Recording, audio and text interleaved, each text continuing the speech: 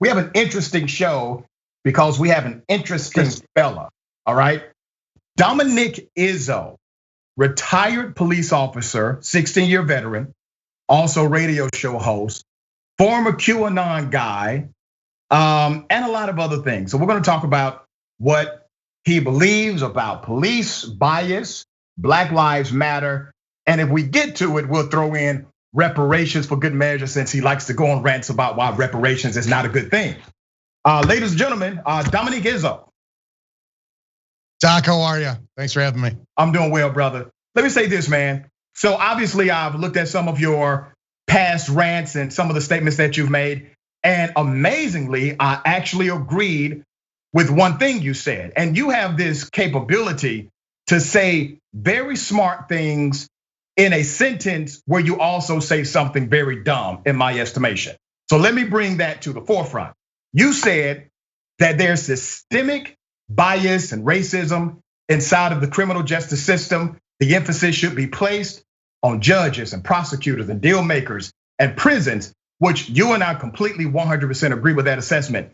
But then in that same dialogue, in that interview, you created a caveat for law enforcement to say that somehow they're not included in that systemic bias against people of color, and they should not be treated the same because they are simply enforcing the laws. I want you to unpack that, and we'll get into it.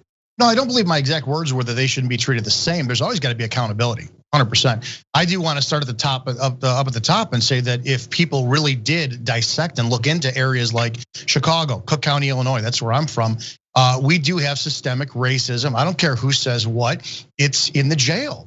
You've got a jail that houses 10,000 men and women, and we have a majority of Black men and women in there. Why? And I broke it down the last time, which was it's a profit system. You know, I truly do believe. And now remember, anytime I talk, I'm gonna put an idealistic point of view out there first, and then I try to sit there and support, with time being permitted, my reasons behind I'm saying that. But I mean, I do believe certain things are stupid. Like I'm not a fan of the war on drugs. In the beginning of my career, oh my gosh, demonized drugs like crazy. And I'm sure I ruined countless lives by arresting people that had weed in their pocket, right?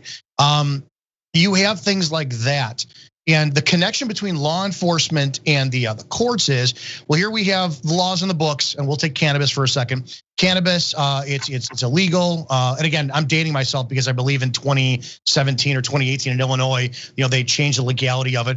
But back then when I was doing it, you had the easiest reason to arrest a Black man or woman, right? It's a victimless crime as far as I'm concerned. Somebody wants to smoke a joint and get high, I don't care. That's perfectly on them. But it was a great reason to find your probable cause to stop somebody. Easy arrest. If you're in a municipality where you've got a village ordinance law, well then you got a $75 to $125 ticket. So you're taxing them right there on the street. You give me your money, or you're throwing them in prison or jail, excuse me, because it's not prison, for 2 weeks before their court date.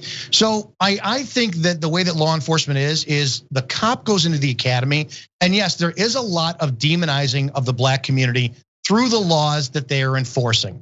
That's how I think that the police. Let me opine on that point. Not just through the laws, because what you just described is also a level of discretion. Remember, these laws are enforceable, or they are non-enforceable, or you have what's called prosecutorial discretion. Now, a lot of people think, Dominic, that prosecutorial discretion starts with the prosecutor. No. Prosecutorial discretion starts with the responding officer.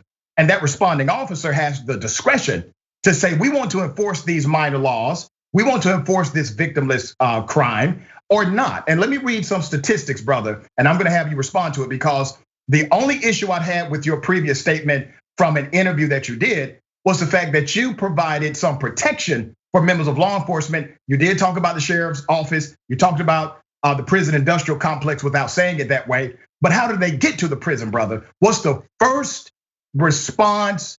What's the first interaction? That's the statistics, Doc, I don't want to interrupt you, but your statistics, I'm not gonna argue your statistics, but here's the deal.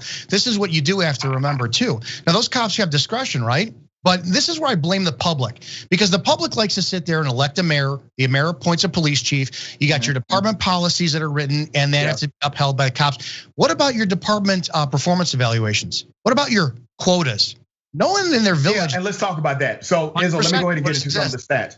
October 19th. So I'm going to start with a recent stat. Los Angeles Times found that during traffic stops, 24% of black drivers and passengers were searched compared to 16% of Latinos, 5% of whites. That same study, Izzo, found that police were slightly more likely to find drugs, weapons, and other contraband on whites that were stopped, not on blacks or Latinos. Also, Cincinnati, 2019, another study found that black motorists were 30% more likely to be pulled over than a white motorist. Black motorists also comprised of 76% of the arrests. Of the arrests following the traffic stops, despite making only 43% of the city's population. Let me go to your neck of the woods, Chicago. In 2016, the Police Accountability Task Force reported that in Chicago, black and Hispanic drivers were searched approximately 4 times more often than white drivers. Yet, in the Chicago Police Department's own numbers in their self-evaluation, their data found that contraband was more likely to be found, twice as likely to be found on white drivers, even though their systems or their methods did not reflect the reality of criminality in those stops. They still decided to target more blacks than whites. That's in your backyard. My question to you is, do you not find it legitimate that systemic racism and prejudice also exist in law enforcement, the responding officer, members who were part of your previous profession? No, because I know no one wants to talk about the concept of culture and behavior, culture and crime, right? So all those traffic stops that you wind up reading statistics on, why is no one talking about, you got it on paper, but what was the stop like? I'm gonna tell you flat out, what was the reasonable suspicion that the police officer had to ask, do you mind if I search the vehicle? And then how often?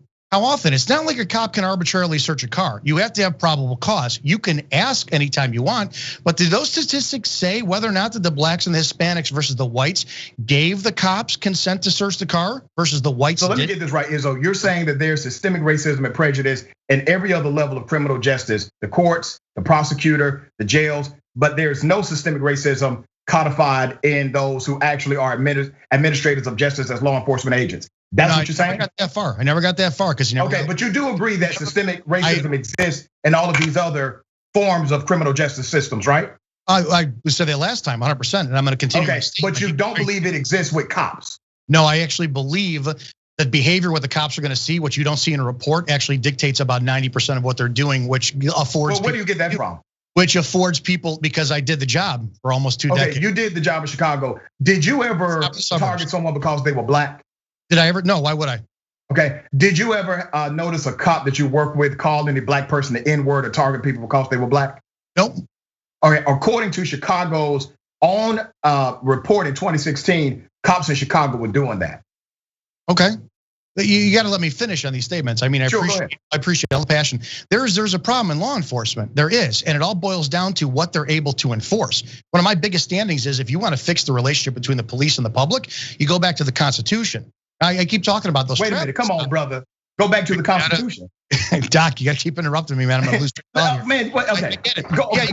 Tell me where in the Constitution. We only got 20 minutes. If you want people to start living and not being raped by the police and the public and the courts for all this money, then go back to the Constitution. Stop arresting for some of these victimless crimes. That's my first concept on that. But see, we agree on that. Well, we're off to a good start so far. but we disagree that somehow police officers are not also subject to the same systemic biases and racism as any other level of law enforcement. It sounds like for everybody's need who wants to crucify the cops without looking at it. No, we crucify bad cops, brother. Of course cops. And if you notice, if you've ever seen my content, you'll know that I'm one of the ones who's chastising law enforcement for crucifying bad cops. The point being is, you're looking, it's what are you giving the police the authority to do? So that's what you have to look at when I go back to the Constitution. When you start taking away Terry stop and frisk stuff, you're going to see a decrease in police interactions. I'm not saying that's a good thing. I'm saying that you give the police officers the authority to enforce laws. That's their job, right? Law enforcement. Yes, we do know that we're going to stretch that, because I'll tell you, I'm very public about it too.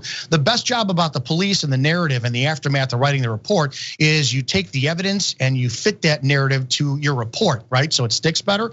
But that's such a rarity in the instance of what really happens. Like I keep saying, if we go back to that one statistics, because everyone likes to throw that out there. Well, you got 10 black guys were stopped and they were searched. You got 10 white guys, 2 were searched. Well, maybe the 10 black guys didn't know they could look at the cop and say, no, you don't have permission to search my car. And maybe the white guys, they actually said, no, sorry, you can't search my car. Well, the problem with your assessment, and Izzo, I hate to interrupt, man, but we got to have a discussion about it. The problem with your assessment is that you're not taking into account the fact that the data I just read to you also showed that even though blacks were less likely to have any weapons, any contraband, or any drugs, they were still more likely to be targeted and searched than whites. Meaning, if you're talking about a pure law enforcement standpoint, whites are more likely to get away with crimes because they are the ones less likely to be targeted by police officers. As I said before, brother, my only beef with you is the fact that you can call out the prosecutor, biased judges, the prison industrial complex, but you have this blind spot as it relates to police officers who are the first agents who administer justice in that entire equation that you laid out. How can they not be part of the systemic bias, but every other level of the criminal justice system is part of the systemic bias that you oppose? Is it safe to say that the police officers are going to be the ones who have the first contact with the subjects on the street? No, it's sick to say that they're not also subject to the same biases that any other level of criminal justice is subject to.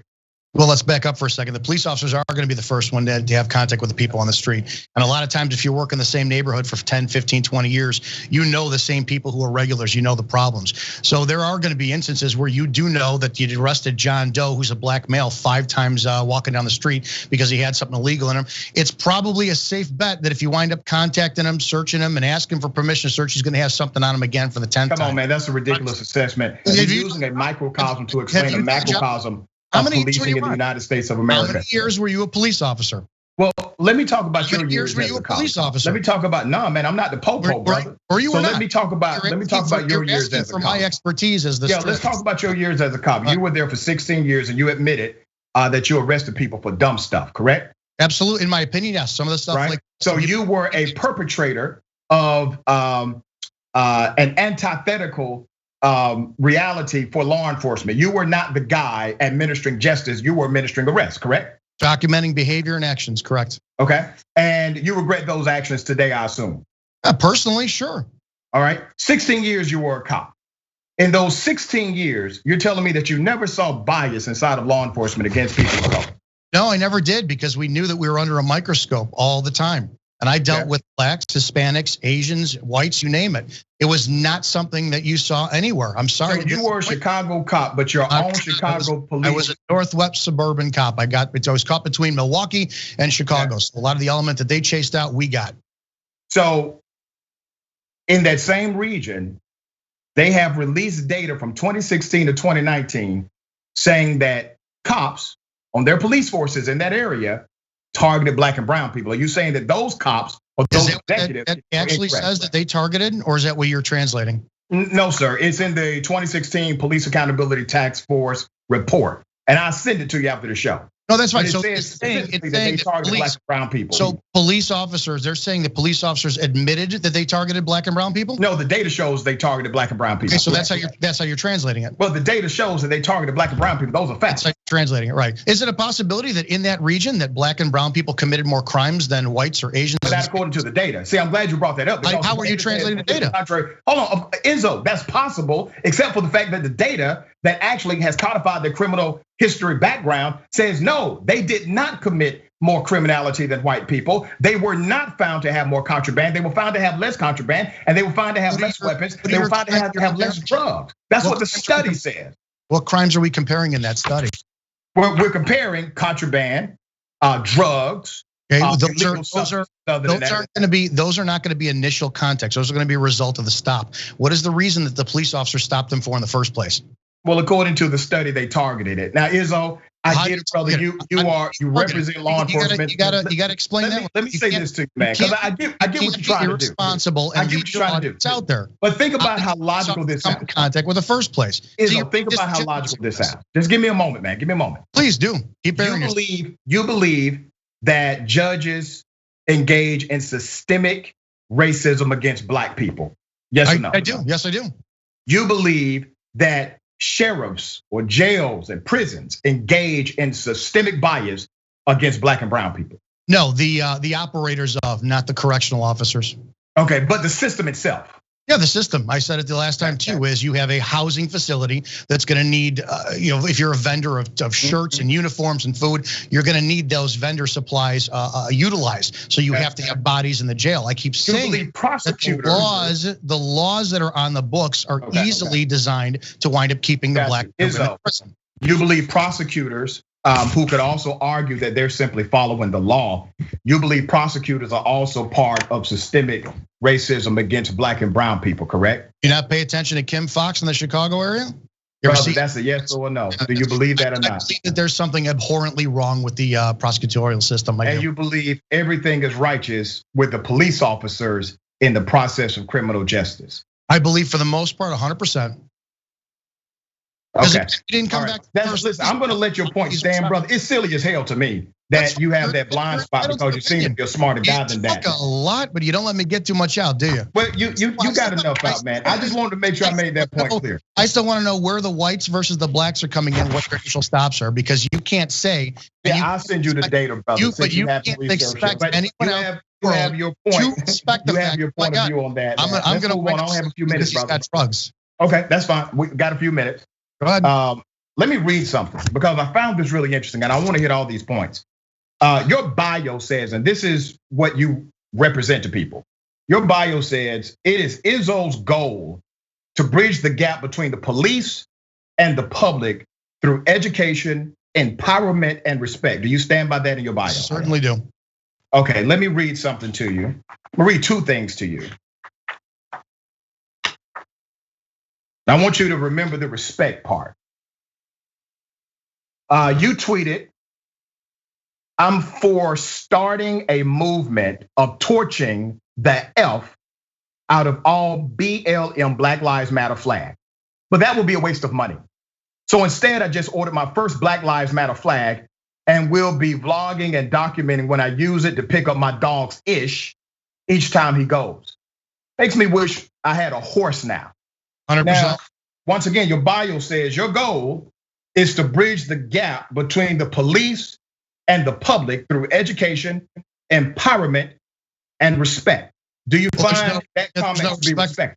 No, there's no respect for Black Lives Matter in that. I don't respect Black Lives Matter. Now, do you believe that members of Black Lives Matter are American citizens? Yes, I do. Do you believe that members of QAnon are American citizens, a group you used to be a member of? I was never a member of them, but yes, I do. Okay. Have you said anything as grotesque against members of QAnon? I'm sure I have. You'd have to dig back in my social media. Well, tell me. Tell you what I have said about QAnon. Well, I can't recall off the bat. You'd have to go through my social media as thorough as you did to find that selective statement. Okay. Let me go through another one then. Why you at it? You said that the Black national anthem is racist and offensive. Yeah, 100%. Let me finish the quote. If I ever hear it in public, I'm going to return the favor and talk loudly over it like some folk do in movie theaters. 100%. Okay. What's racist about the Black national anthem? Lift every voice and sing. What's racist about it? What do we need segregation for? I thought the black community was against segregation. What's racist, sir, about the song? Segregation is racist. Segregation is racist. The author, Doc, segregation. First of all, is this a dialogue or is this a monologue? Is this a monologue or dialogue? Sure it is. But answer the question. What's racist about the song itself? Segregation. It's segregation. You are segregating a people. But again, too, that's what liberal whites and liberal black loves to do. They love to wind up keeping people separate, and they wind up furthering their own agenda. If you can't see the difference or the issue with instead of uniting a people, but we have to have division, you're by definition putting your voices above other people. Do you understand? Let me explain to you, brother, because I think you can get this. The national anthem that was adopted, I think, in 1931 fully, written in 1814. The national anthem actually has elements of racism inside of the lyrics. I'm sure, Doc, if you found everything, if you searched everything, you would find something that would offend somebody. If we're gonna take our time, but that's a real point. If we're gonna spend another generation taking down every movie and statue and cancel. But nobody's taking down the national anthem. It's a great thing that black people have a song that they can be proud of as well, rather than singing a song that's racist against black people. Why shouldn't collectively all come together and then edit it and take a vote from whites, blacks, Hispanics, all Americans to find out what they think is racist? See, the problem with the black community and the liberals, the liberal whites who fuel the black community is there is this unfortunate settling unsettling, of nonstop repetitive victimhood. There is nothing that's ever gonna be good enough so that people can wind up moving forward. And it's a brilliant tactic. It's a brilliant tactic to wind up keeping people always on edge, always defensive, always segregated. So we always have a problem that you liberals can come in and say, "Oh, we have the answer to fix it." See, we haven't had a conversation here today. Izzo, let's do this on the other side of the break. Okay, on the other side of the break, I want to talk about what you call victimhood, and we're going to talk about reparations. I went over some rant that you did. It's like a 4-minute rant. You were anti-reparations, and that's fine. That's your position. That's your argument. We got to go to a break. On the other side of the break, let's talk about the victimhood that you talk of, and let's contextualize that victimhood and see who the government has actually given more handouts to throughout the history of this nation. All right, we got more on the other side. All right, I got Dominic Izzo, 16-year police veteran, retired. He did this rant, man, where like he was really upset about reparations, and so I wanted to ask him, why is he so upset about descendants of slaves receiving reparations? Brother Izzo, let me ask you this specific question. Are you against the idea of reparations holistically, or are you against the idea of reparations as it relates to descendants of slaves? Emotionally, I'm against the idea of handouts, that's that. But do I think that if there was a proper way done, I'm not gonna have an issue with it, and I'll explain why, if you let me explain, Doc. I'm gonna give you an example. Like we're here in Evanston, Illinois, which is not that far from where I live. They're gonna be the first area of giving out reparations. And I'm paraphrasing everything. They're looking at giving the members of the black community $25,000 for home repairs. Couple of my questions are, now I'm gonna go back to the emotional side. The emotional side of, I'm in Cook County, does that come out of my pocket? Because I'm 3rd generation Italian here. I had nothing to do with the horrific nature of what slavery did and how horribly the black community was treated. That's the emotional side. The other side of the issue is where does that money really go? Because if we're gonna look at $25,000, I don't know who's thinking about this. Where's it coming from, number one? Is it state or federal? Number two, if it's going into home repairs, that's you technically never own your own home. That's gonna increase the property value of homes in Evanston, which is gonna raise the prices of their homes, and they're gonna have the ability to raise home taxes. So in the end, are they really giving reparations to the black community, or are they just the city of Evanston just raising property value so they could tax more and then pumping it back into their city? So when you have issues like that, that's why I think reparations is such an extremely messy aspect. I think it's such divisive when it's only put out there as we have to put this in the descendants of slaves, and they leave that. It's like a dangling participle. You leave it out there, and no one's explaining how it's done. I am very open. I will always come at something with an emotional point of view, but if you could put on paper something that makes sense to me about taking care of, I mean, if we had people from the South who still today had land that was involved in slavery, and though that generational wealth specifically was taken and given to the families, I wouldn't have a problem for that. But again, in totality, I have a problem with tax dollars being utilized for one group who we're hundreds of years later, and I don't know how many people are affected by slavery in today's day and age. That is my ultimate opinion on it. Let's talk about that. April 16th, 1862, something quite remarkable happened. Lincoln signed something called the compensated emancipation. You ever heard of that before? I believe I read it once, but I don't know. I'm not familiar with it. Literally, after slaves were free, the American government gave reparations to slave masters, gave them $300 and said, because we have taken away your ability to own a black person, we are going to, in fact, give you reparations because we feel, the American government feels that we have economically disadvantaged you. So now you can actually apply for reparations under the Compensated Emancipation Act.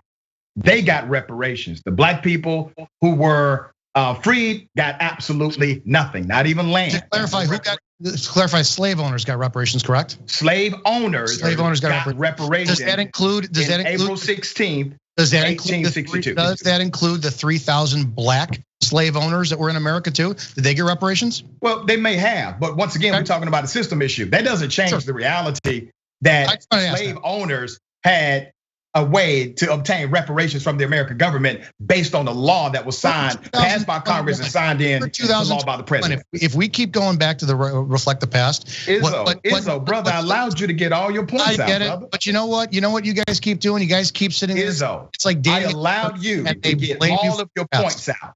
I get it. Okay. If we keep reflecting forward.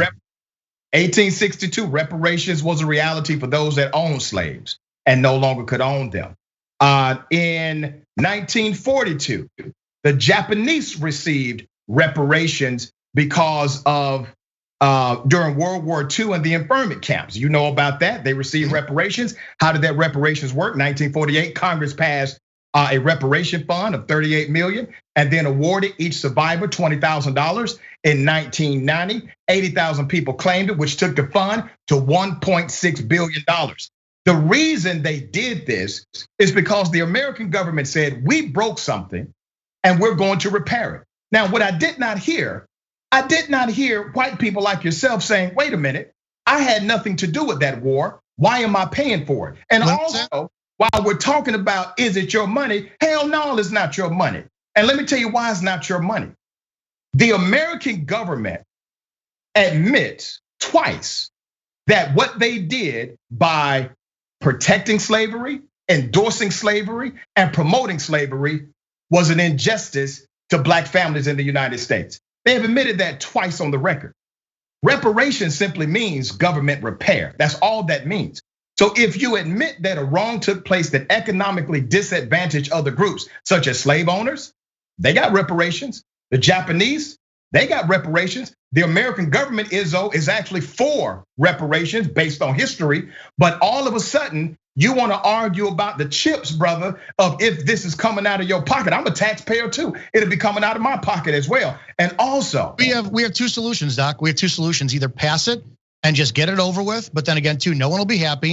And 100 years from now, still people will still be bitching and complaining about stuff. Or you wind up just finding a proper solution. Either way, no one will ever be happy with anything. It is 2021, and I think every culture in this country has suffered at the hands of it. America was not built on tickles and feathers. It was built on broken backs and bloodied bodies, and it's a shame that it got to be that way. But Irish, Chinese with the railroads, Italians, everybody suffered, and we're not gonna downplay. We will not downplay the suffering of the black community. They 100% suffered, and they're still suffering today in Democrat cities. They're still suffering worse than anybody in Democrat cities. So you're making it a partisan issue, Izzo. And if you want to go partisan, 100% issue partisan. Okay, well let's go partisan then. Chicago's you want to go there, 100 years Democrat. Izzo, let's go there. All right, I respond to that. 7 out of the 8 poorest states in the United States of America are Republican states. 6 out of the 7 worst states performing academically are Republican states. What's the percentage of the black community? Are you trying to say black people are inherently dumb? No, no, that's your words. Don't you dare. Brother, I'm trying to figure out what's the correlation. Wait a minute. Like that. What's the correlation? You're an educated man. Don't disrespect me. No, what's the correlation between a black population and the Republican state? And the culture who is doing the complaining about not getting reparations. So if you're going to talk about the Republican states that are sitting there and they're poor, do you have a group of white people who are complaining about reparations? You're asking me about reparations, specifically to the black community. What was your question? What was the point of your question about these states and black populations? And the bottom line is these states have a majority white population. But why is that a question as it relates to low academic performance? Because you're talking. Who said academic performance? I said I did. I said 6 out of the 7 states that have the worst academic performance are Republican states. Georgia's one of them. Chicago's got an average of 67% graduation rate for male blacks. So I'm sorry, is that a Democrat or Republican-run city? Yeah, been a Democrat for 100 years. Listen, brother. You won't find. Hold on, listen to me, because I'm an educator. I'm a college professor. I have I'm a no college love. dropout. I have no love for Democrats or Republicans who can't figure out how to make sure our K through 12 educational system works. So you got to take that argument somewhere else. I'm the guy that'll put my foot in, no matter what party affiliation you belong to. You're the one who brought up education. You're the one who brought up education. I did, because you, sir, I brought up education because you brought up a partisan conversation about these various cities. I didn't know that poverty meant you were stupid. No, it doesn't. But you brought up the question in a weird way. You're the one who said, you're saying black people are dumb? Yeah. You made the question, brother. I just wanted you to clarify why. I would we got 1 minute left. Izzo, do you agree with the reparations that have already been paid out to Native Americans, Japanese slave owners? Do you agree the American government should have done that? I don't know what the context was, so I have no opinion. Okay, now do you think that because of slavery in the United States of America and what Dr. Martin Luther King Jr. said, that because of slavery, you have thingified black people, made them a means to an end, and because of the disparities that existed from slavery and the lack of enterprising and opportunity for land grants, et cetera, it economically disadvantaged families, our ancestors. Do you not believe that is a reality in this country? That slavery disadvantaged black families? I've said it before. All you have to do is go south of 290 in Chicago and you'll see exactly why the black families were destroyed with no opportunity for economic growth. Once again, that's a Democrat problem. No, man, it's an American problem. And all of this, show me another city. It's an American problem. I don't disagree with you on that because we're all together. I might check. All right, we'll agree on that. Brother, it's been real, man. I appreciate your time, all right? Thanks, Doc. I appreciate you having me on. All right, thank you. Thanks for watching The Young Turks. Really appreciate it. Another way to show support is through YouTube memberships. You'll get to interact with us more. There's live chat emojis, badges. You've got emojis of me, Anna, John, JR. So those are super fun. But you also get playback of our exclusive member-only shows and specials right after they air. So all of that, all you gotta do is click that join button right underneath the video. Thank you.